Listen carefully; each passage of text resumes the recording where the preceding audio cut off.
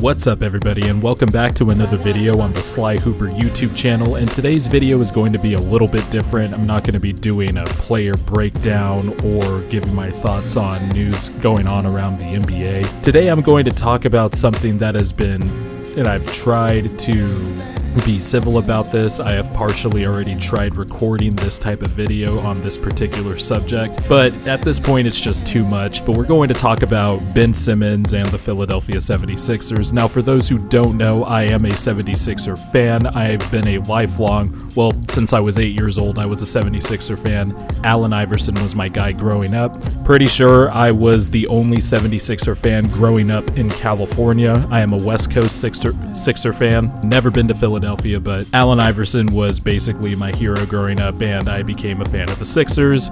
Been through it all.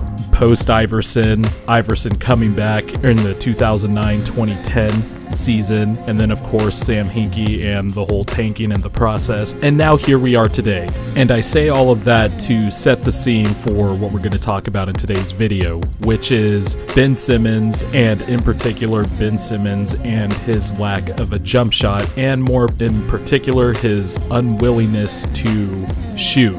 And usually this debate comes up in full force whenever the Sixers play a big national TV game, so people who don't typically watch the Sixers outside of national TV gets to see the team in full force, and there are more opinions about the Sixers, and I'm all for having opinions, but the debate has now become what the Sixers should do with Ben Simmons and whether or not the Sixers should trade Ben Simmons. And no, I'm not straw manning or doing the thing everybody does on Twitter where one person says something and then the next person tries to straw man it, making it seem like a million people are saying it when that's not the case. This is actually the case. There is actual debates about whether or not the Sixers should trade Ben Simmons, and I feel like I am going insane. This jumper debate, this jump shot debate is so overblown, and the pendulum is swinging too far on both sides of the debate. There's the pro-Simmons people who think that Ben Simmons not having a jump shot is not an issue at all, and I don't agree with that at all. And then on the other side, there is we should trade Ben Simmons because he is not an ideal fit next to Joel Embiid and Jimmy Butler, even though that's not the case in my opinion. They have clearly shown that they could fit together. Yeah, the fit is a little bit tricky because Simmons does not have a jump shot and defenders can just sag off of him, but they have made it work so far. And basically what I'm saying is I'm in the middle of the road on this debate. If I had to make a laundry list of concerns as to why I'm worried that the Sixers are not going to go far in the playoffs this year, Ben Simmons' lack of a jump shot would probably rank in the 10 to 15 range. It's not, I'm really middle of the road on this. I acknowledge that Ben Simmons eventually needs to develop a jump shot down the line, not only to reach his full potential as an all-time great player, but also for the benefit of the 76ers and how his jump shot can open up a lot of things for this team. So on the pro side, people will say, well, Ben Simmons doesn't need a jump shot. Look at Giannis. Giannis is surrounded by shooters, and Giannis is still averaging 27 points per game, but he's only shooting 11% from three. Well, there's a lot of fallacies with comparing Ben Simmons and Giannis. It looks insane on the surface when you just read it like that, but if you peel back the layers, I can kind of see where the pro-Simmons people are coming from in comparing Simmons to Giannis. And by the way, I am pro-Simmons. I think Ben Simmons is a basketball prodigy, and we absolutely should not trade him. So let me just start off with that. But the fallacy in comparing Ben Simmons and Giannis is, one, Giannis is 6'11", Giannis is 250 pounds, and Giannis can cover so much ground in just 2 steps. Not only that, there's actually two main things that separate Giannis and Ben Simmons. One, Giannis is an elite finisher around the rim. Ben Simmons is good, but Giannis is the tippy top of the elite. Giannis is finishing 78% around the rim, which is in the 94th percentile. 67% of his shot attempts come at the rim, and he is scoring it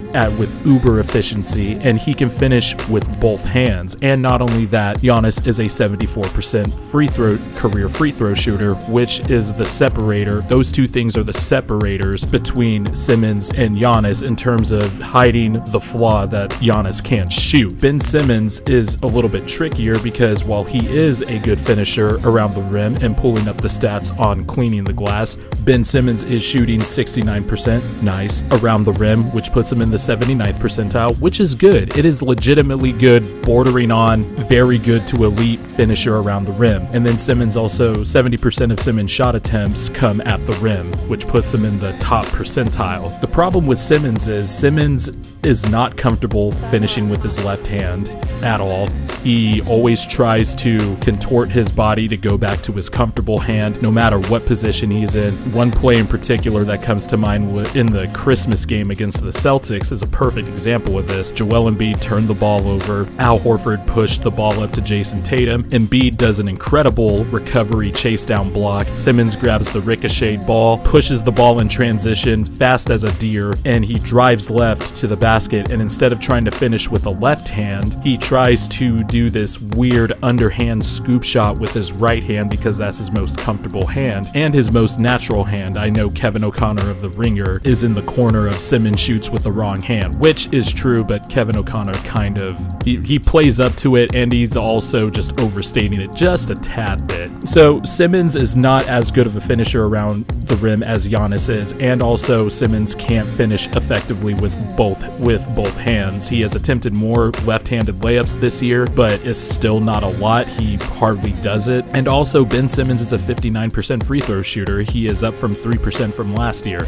So to me, before even the jump shot, I already have a list of things Simmons can improve on that don't have anything to do with the jumper. I think he could be more effective off the ball running in transition instead of calling for the ball every time in transition. I think he could be a better finisher around the rim with his left hand. His post game, I feel like he is obviously comfortable posting up and using his right hand. He has that right-handed push shot down, but if he could get the left-handed push shot down, then that'll make him more effective around the rim. If Simmons just finished more with his left hand, he would be averaging like 4 more points per game. Let's just say that. And then of course he needs to improve his free throws, and those are the two main areas to me that he needs to work on before the jump shot. And if he gets those down, then it just makes everything a lot more easier when he's on the court. Yeah, it's a tricky fit sometimes. You can't really run Jimmy Butler, Joel Embiid pick and roll because Simmons' man will just sag off of him and clog the paint while Butler and Embiid go to work. But to me, overall, there is a lot more problems with the Sixers that go beyond just, oh, Simmons needs to shoot a jump shot. As the roster is presently constructed now, yes, Simmons would have to develop a jump shot in order for the Sixers to reach their ultimate goal, which is getting to the NBA Finals. But the main problem is the Sixers don't have enough depth.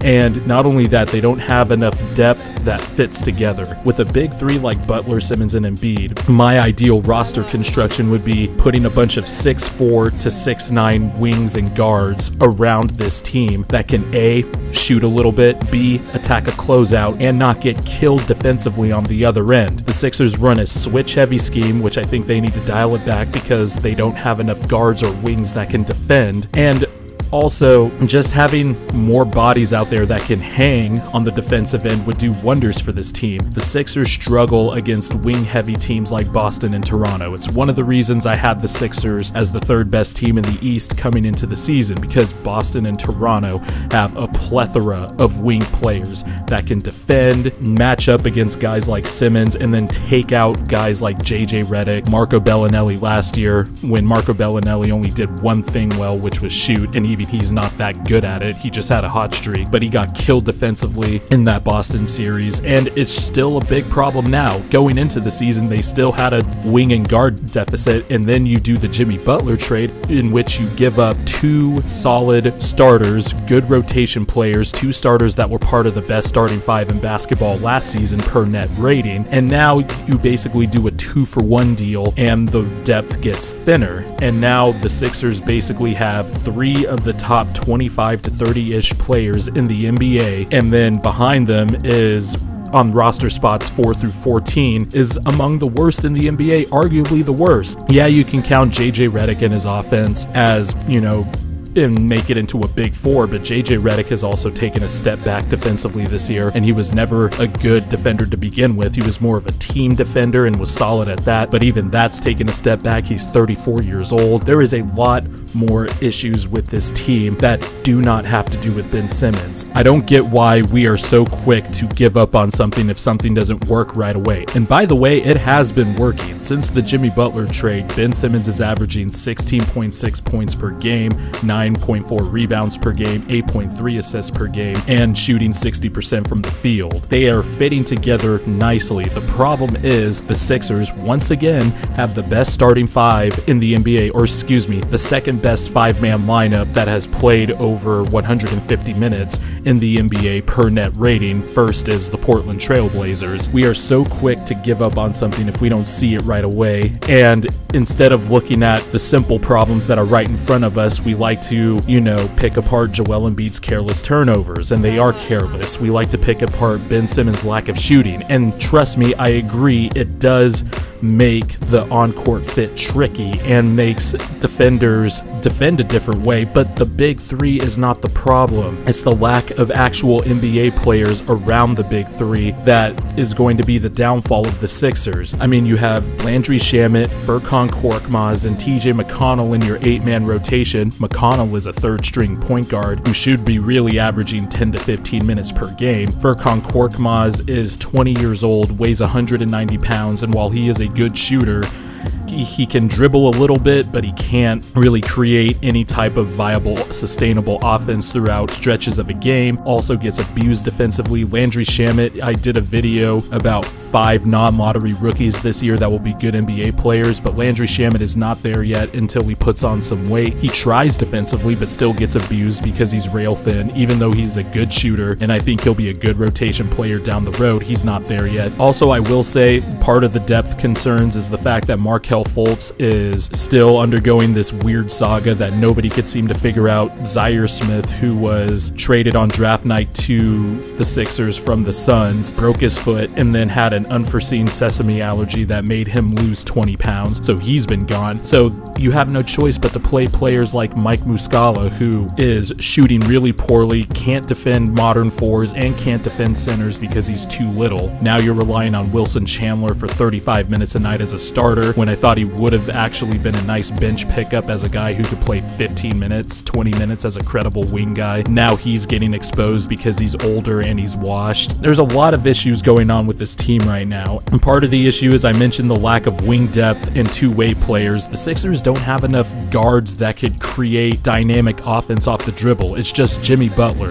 Ben Simmons, yes, he is dynamic in different ways, but he can't score off the dribble. He can't shoot off the dribble. All of the Sixers point guards, Markelle Fultz, TJ McConnell, and Ben Simmons, all are our best ball handlers, but also ball handlers who can't score or create reliably off the dribble in a half-court offense, which is also a big concern. When you just look at how this team is built together, I'll say it again, there's just more problems with this team that go beyond Ben Simmons and his lack of a jump shot. Like Jonathan Tjarks on The Ringer continued this asinine debate about whether or not the Sixers should trade Simmons, and Tjarks said he would do it, and I heavily disagree with that. The point of the NBA is to get star players to win championships, and the Sixers have, in my opinion, 3 of the top 25 players in the NBA, all NBA team caliber type of players, and then the rest of the roster is basically just really subpar role players that not only fit together poorly, but also play poorly and give up too many points on the defensive end. The Sixers have to rely on the big three to basically do everything. They have to be the best defenders, they have to generate offense, and that wears on a team. And look, at the end of the day, in the playoffs,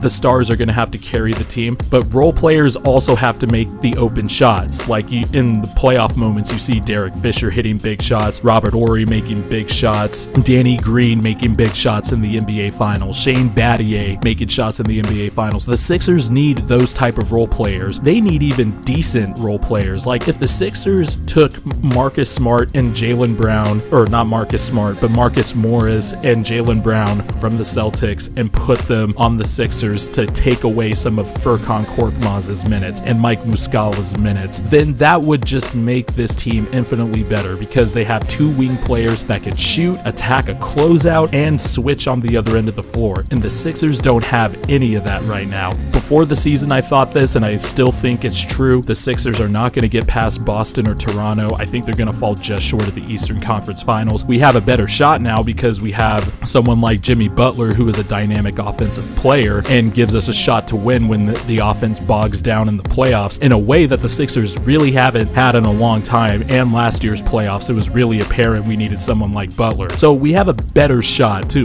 hang in a series against the Celtics and the Raptors, but it's going to be the depth that crushes the Sixers. It's going to put head coach Brett Brown in very unenviable situations where he's going to have to play players that shouldn't belong on the court and players that don't fit together, but he has no choice but to play those players. The Sixers are just two-way wings away and a good backup big to limit Embiid's minutes away from being in that cream of the crop, the really tippy cream of the crop in the Eastern Conference. Going into a series versus the Celtics or the Raptors, of course they have the star power to match those teams, but do they have the depth? Do they have the competent role players? And the answer is no, they do not. So to me, this whole Ben Simmons debate is just, it's quite frankly just pointless. It's asinine. Yes, he needs to develop a jump shot. No, we should not trade him. Yes, we should offer him the max contract next year when he is eligible for an extension. People think Ben Simmons hasn't improved from last year, but he's averaging 16 points per game, 9.4 rebounds, 8 assists, and he has raised his field goal percentage by 3 percentage points, shooting 58% from the field, is shooting a damn near 60 true shooting percentage, which is also elite. Ben Simmons is a basketball genius, a prodigy at 22 years old. He is only going to get better. Would I like for him to develop a jump shot? Yes. Does he need to develop a jump shot down the road? Yes, because it'll help this team ultimately. Please, let's have sensible conversations about players and giving up on them too soon or wanting to trade them because it's not producing championships immediately. We just need to wait and see. This big three has been together for over a month and a half. Give it time down the road, and let's just chill out. Please. The process worked. We have 3 of the top 25 players in the NBA. Now we just need to fill out the rest of the roster. This offseason is going to be huge for the Sixers, because even if they give Butler the maximum contract extension, we will still have north of $20 million in cap space, and the Sixers need to allocate those resources to get as many role players that fit with this team as possible. They need to hit on some of their draft picks. Markelle Fultz needs to come back from the dead. Zaire Smith needs to put on the weight that he lost from his allergy reaction, and we just need to see where this team is down the road. This team is not complete yet. There are some glaring flaws in Simmons' game. I have acknowledged that, but he is still a great player. I don't even know what we're talking about here. So anyway, that's it for my whole spiel on the Ben Simmons thing. If you agree or disagree, comment in the section below. Give this video a like, and if you like this video, like talking hoops and like to just watch anything hoops related, subscribe to the channel, and thanks for the support.